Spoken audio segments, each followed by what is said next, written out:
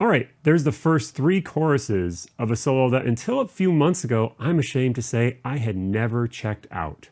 This is of course the great Slide Hampton on the tune My Blues from the album A Day in Copenhagen.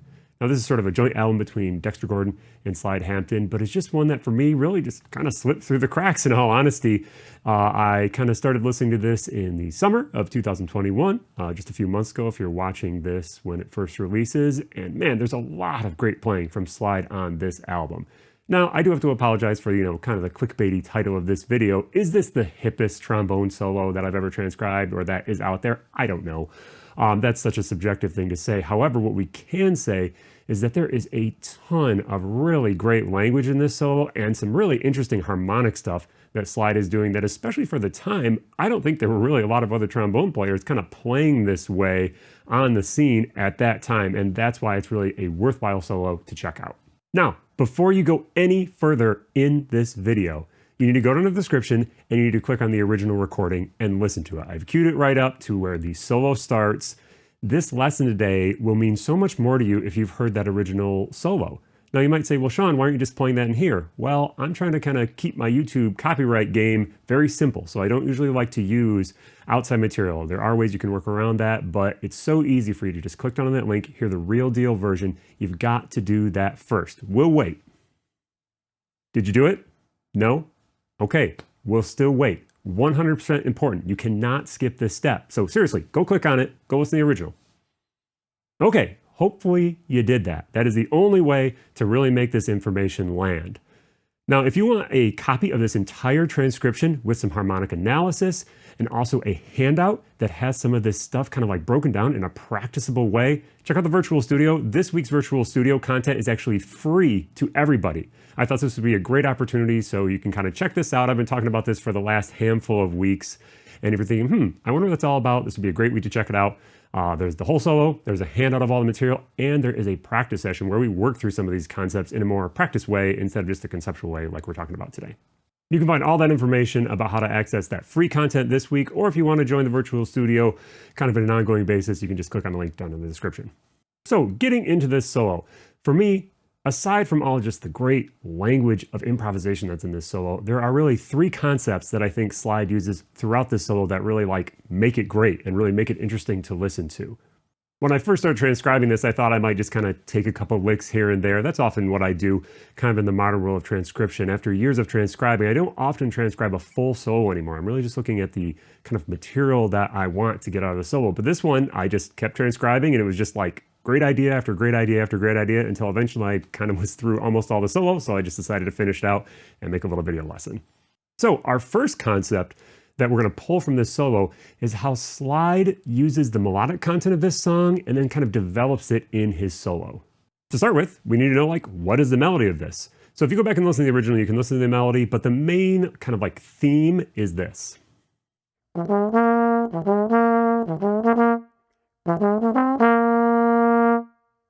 So that motive, Slide uses right out of the gate in his solo.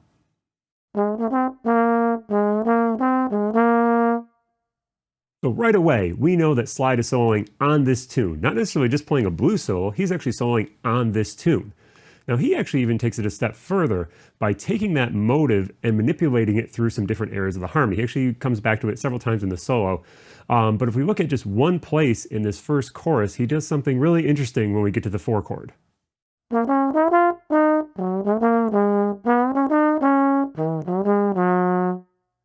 He takes that motive and he moves it through the circle of fifths. So we start on E flat, as he gets to the 4 chord, but then he just keeps going to an A flat chord, then a D flat, then a G flat. Now these are outside of the chords by the time he gets to that D flat sound.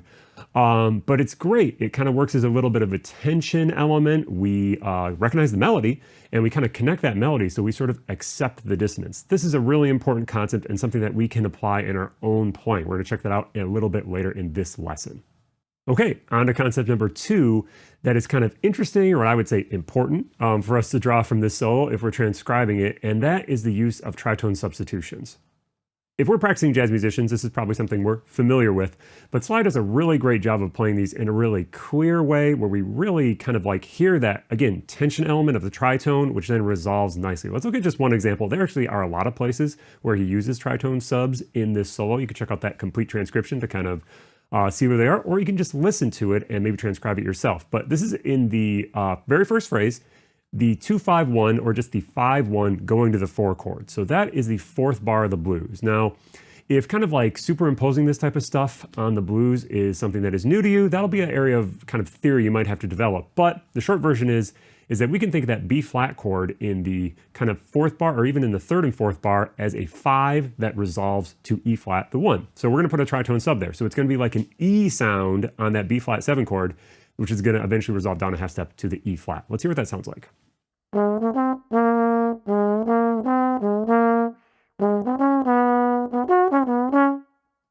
This is a place where checking out the original recording or maybe playing this with a play along is going to be really helpful. So that way you can hear how this harmony sounds against the chords that are there. I think it's actually pretty hearable and clear in this case, but still important to hear it with the rest of the harmony going on. So we can see he has sort of this, I don't know, kind of E pentatonic-ish sound.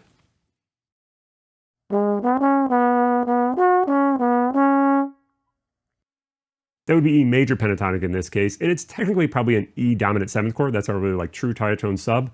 But a lot of times playing simple ideas really works well for these tritones, just arpeggio ideas, or in this case, sort of a pentatonic idea. So you really hear that chord color against the harmony, and then when it resolves, he doesn't actually resolve it. In this case, he just sort of leaves that C sharp hanging there. Maybe you could say that resolves sort of on that E flat dominant 7th chord because that becomes the D flat. But it's those simple ideas that I think land so well when we're thinking about tritone substitutions, and you can hear that a lot throughout this solo. There are some places where he sort of is a little bit less clear with sort of how he's using some of these concepts as well, but there's a few where it's like super crystal clear and things that we can really pull and maybe use those ideas a little bit in our own playing. The third and final idea before we talk about applying some of these is just Slide's just unadulterated bebop in this solo. For me, more than any other element of this solo, that's what really drew me to wanting to just check out again another chorus, is just to see how he sort of like works through the changes in this really elegant change playing fashion. Let's look at just one example. This is the 2-5-1 that's at the end of the first chorus.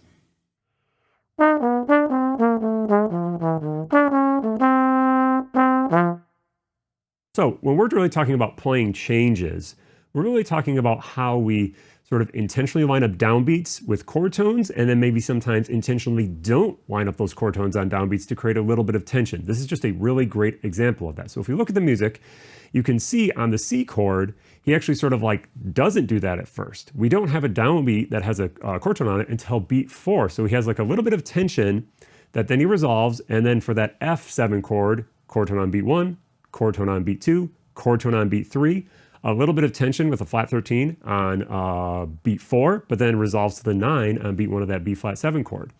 So how this kind of occurs is by the use of enclosures and by sort of the subtle and elegant use of chromaticism. Here, these elements are not sort of being used to like play outside the changes or something like that. It's all about how we line up chord tones on downbeats and make these lines very smooth so they don't have a lot of like weird repeated notes or weird jumps. You will find this in almost all 8th note driven music, whether it be, you know, kind of a swinging tune or whether it be like a Baroque piece or maybe you're working on a Voxman or something like that. Composers using chromatic passing tones is just how you create good 8th note lines. But if you look at that second measure, the F7 measure, that F to E natural to E flat, that is just as classic as it gets when we're talking about trying to line up chord tones on downbeats.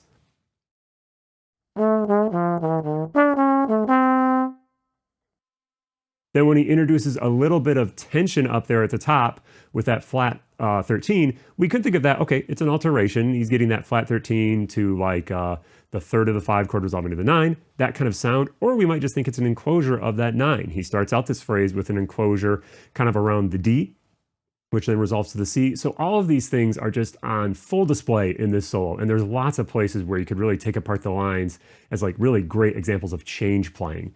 And again, that's what really drew me to this solo because, you know, as somebody who practices stuff all the time, that kind of inside baseball way of looking at this stuff is like something that's kind of fun to learn for me. All right, as I mentioned, we are going to talk about applying one of these concepts today. This is really what we want to do with all the transcriptions we do. We don't just sort of want to learn them just to be like, haha, I learned that solo. We want to take some of the concepts that are there and get them into our own playing. We do this by listening to the solo a ton, singing along with the solo first, then taking it to our instrument, and then finally we write it out, we analyze it, we think about, oh, this is a cool idea, this is a cool idea, and we practice those things in a variety of ways. Today, we're going to look at the concept of how slide moves those motives through the circle of fifths.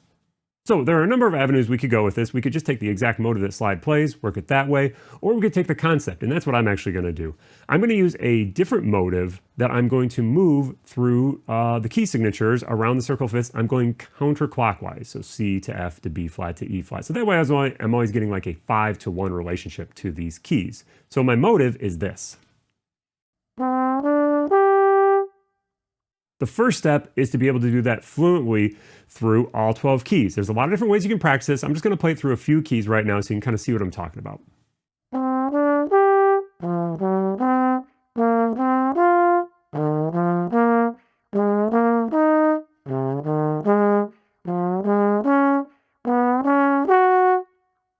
Now you can see there at the end I kind of changed the pattern. Generally I was up and down, then up and down, but on that last one I had to go up 2 times just because of where the range started to sit.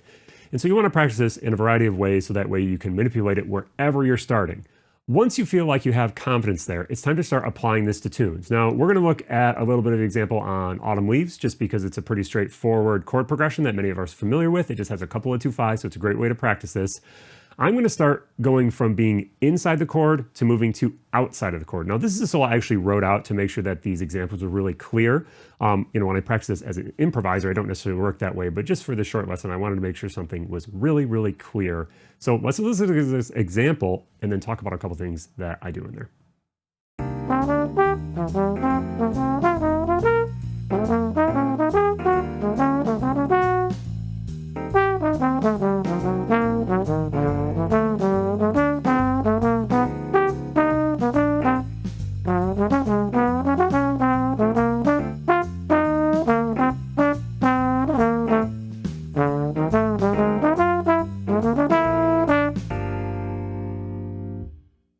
Okay, cool. So let's look at just a few places where I employed this motive. Now there's some other like change playing stuff throughout here. We're not worried about that today. That is mostly functional for this exercise. Right out of the gate, I have a C minor chord, so I'm going to start playing it in C. Because remember, I said I wanted to move from being inside of the chord to gradually being outside and then resolve. So I just go C, then F, then B flat, then E flat, A flat, D flat, G flat, and then B major. Now, there's no real like thought process to function there. You can work in that way. You're really trying to like line up maybe like a really smooth way to resolve out of this. But I'm really thinking I want this to be tension and release. So I just want to keep using this motive until my ear tells me I have a smooth place to resolve. And in this case, I just did it through that entire first phrase. Clearly, there's going to be some dissonance the farther and farther out I get from the key of B flat, but that's actually what I want in this case.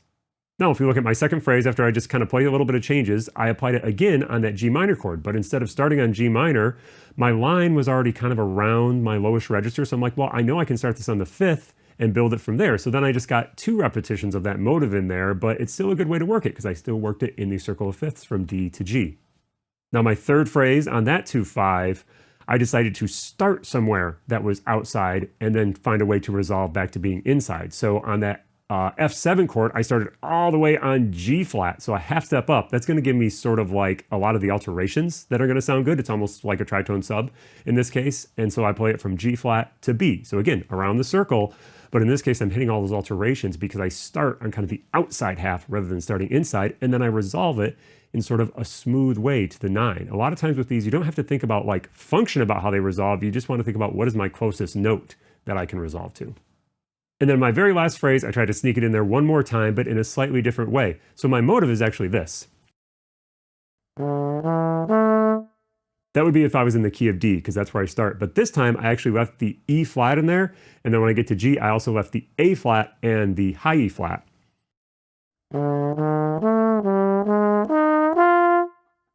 So it's the same motive, kind of, same shape, but by changing just a couple of those half steps in there, we get sort of a different sound. And that's just kind of where my ear was gravitating towards. It was also on that chord. It's a D7 chord with a flat 9, so I might want to hit the flat 9 in there or maybe hit some of those alterations. Clearly the G is not really in that mode, but that doesn't matter for this. You know, we're already kind of stretching the harmony, so that one little note that's not in the chord, nobody's even going to notice that. It's all about that melodic shape.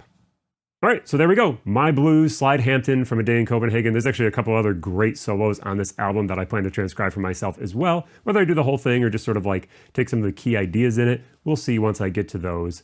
But this is something that I think is really the best way for us to learn. Studying at the feet of the masters is really, for my money, the only way to become a really great and authentic sounding jazz musician, and it's something I think we should all do in our playing. Who better for us to learn from than J.J. Johnson, Slide Hampton, whoever. They're the ones who created this music, and I know I want my playing to be informed by them. All right, we'll see all of you in the woodshed.